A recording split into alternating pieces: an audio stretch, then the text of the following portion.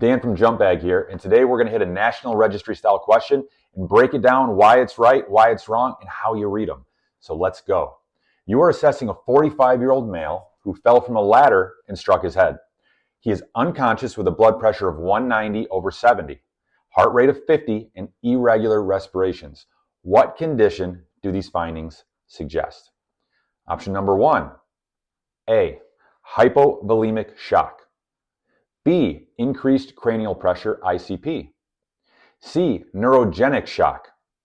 Or D, pulmonary embolism. So think about it. We got a trauma patient, he fell off a ladder, he hit his head, and now we've got blood pressure 190/70, heart rate 50, irregular respirations. What do you think?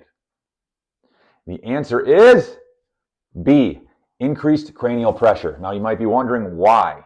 Well, National Registry loves to test the basics, right? The signs and symptoms and these little phrases, these little acronyms that they talk about. And in this one, it is Cushing's triad. And in Cushing's triad, we have blood pressure up, heart rate down, respirations all around, or irregular respirations.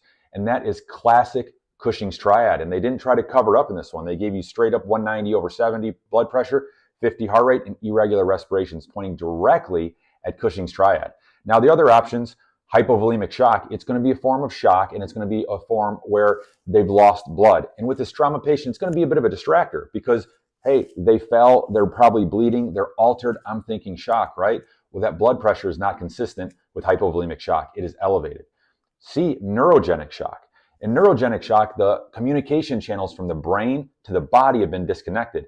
So while it is still shock, you're going to have bradycardia and hypotension because the body doesn't know how to adjust. The communication channels are broken. Again, with the blood pressure of 190/70, that's going to be inconsistent with neurogenic shock. And last, pulmonary embolism. We're seeing those irregular respirations, so we're thinking, hey, maybe there's something with the lungs.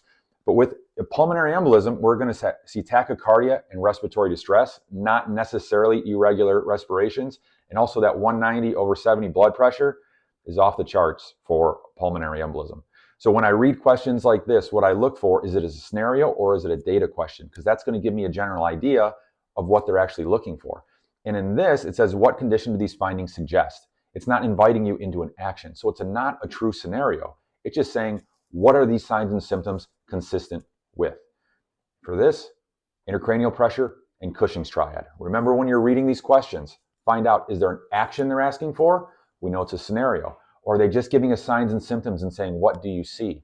Then we know it's data. How you read it is going to affect how you answer it and give you confidence on the exam. So thanks for hanging out. We'll do another one again later on, and share with your friends, and don't forget to like. Thanks, y'all.